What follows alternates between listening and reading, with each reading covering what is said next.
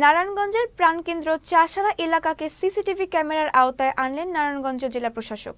বৃহস্পতিবার সিসিটিভি কার্যক্রমের উদ্বোধন করেন জেলা প্রশাসক মোহাম্মদ জাহিদুল ইসলাম মিয়া।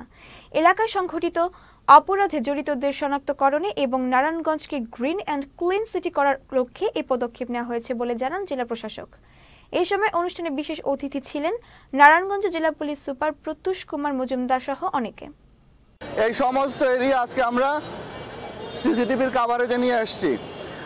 আমরা চাইলেই এখন এই এরিয়ার মধ্যে কেউ কোনো ক্রাইম করলে আমরা তাকে ডিটেক্ট করতে পারবো। এছাড়া কেউ যদি যত্রতত্রভাবে কোনো অবৈধ পার্কিং করে আমরা সেগুলো ব্যবস্থা নিতে পারবো। আমরা প্রায় 16টির মতো সিসি ক্যামেরা লাগিয়েছি।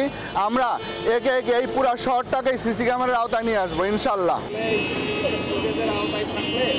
আমরা তাৎক্ষণিকভাবে ব্যবস্থা যেমন নিতে পারবো, কেউ যদি ঘটনা ঘটিয়ে চলেও যায় তাহলেও তাকে আমরা পরবর্তীতে আইনের আওতায় আনতে পারবো। তার কারণে ফুটেজগুলো সব আমাদের কাছে স্টোরেজ করা থাকে।